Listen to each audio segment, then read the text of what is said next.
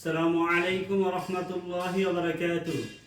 الحمد لله رب العالمين حمد الشاكرين، والصلاة والسلام على رسوله الكريم وعلى آله وأصحابه أجمعين.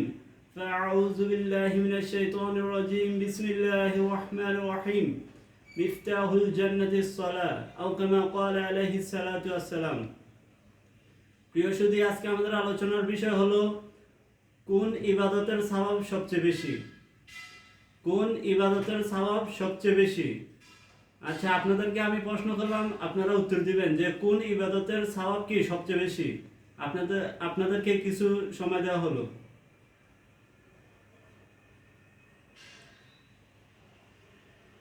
আচ্ছা, আপনারা যারা উত্তর দিতে পেরেছেন তাদেরকে জাযাকাল্লাহ, আর যারা দিতে পারেননি তাদেরকে থ্যাঙ্কস। তো কোন আমলের সওয়াব সবচেয়ে বেশি বা কোন ইবাদতের সওয়াব সবচেয়ে বেশি? এর উত্তর হলো যে গোপন ইবাদতের সওয়াব সবচেয়ে বেশি। যে আমল গোপনে করা হয় সে আমলের সওয়াব কি সবচেয়ে বেশি। তো আমরা জানি যে আল্লাহ তাআলা আমাদের উপর নামাজ ফরজ করেছেন, যে দৈনন্দিন 5 ওয়াক্ত নামাজ কি আমাদের উপর ফরজ। তো আমরা সাধারণত এই 5 ওয়াক্ত নামাজের পাশাপাশি আমরা ইশরাক, আওয়াবিন এবং তাহাজ্জুদ, অন্যান্য নফল নামাজ কি আদায় করে থাকি। তো অন্যান্য নামাজের মধ্যে শ্রেষ্ঠ নামাজ হলো তাহাজ্জুদ নামাজ, আমরা সকলেই জানি। তো তাহাজ্জুদ নামাজ শ্রেষ্ঠ কেন?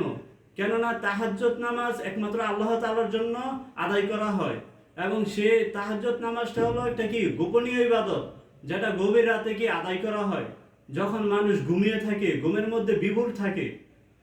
তো তাহাজ্জুদ নামাজে আল্লাহ তাআলা প্রথম আসমানে এসে কি বান্দাদেরকে ডাকতে থাকেন, সুবহানাল্লাহ। যে আমাদের 5 ওয়াক্ত নামাজে তো মুয়াজ্জিন আমাদেরকে আহ্বান করে, মুয়াজ্জিন আমাদেরকে কি নামাজের জন্য ডাকে, কিন্তু তাহাজ্জুদ নামাজের জন্য স্বয়ং আল্লাহ তাআলা ডাকে, সুবহানাল্লাহ।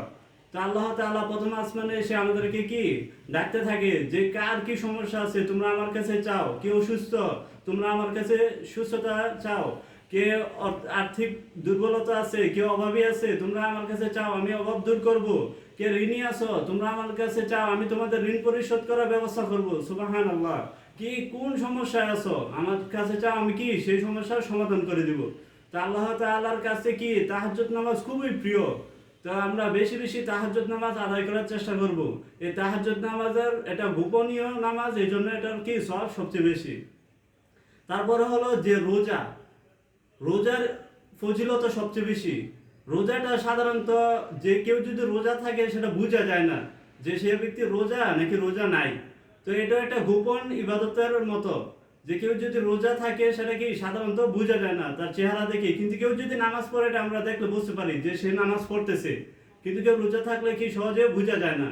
তো এই জন্য আল্লাহ তাআলার নিকট রোজার সওয়াব অনেক বেশি। আল্লাহ তাআলা বলেন যে আসসামুলি ওয়া আনা আজজি বিহি, সুবহানাল্লাহ। যে রোজা আমার জন্য আর আমি এর প্রতিদান দিব। আরেক হাদিসে আছে আল্লাহ তাআলা বলেন যে রোজার প্রতিদান আমি নিজেই, সুবহানাল্লাহ। তো আমরা জানি যে রোজার অসংখ্য ফজিলত রয়েছে, কোরআনে এবং হাদিসে বর্ণিত আছে।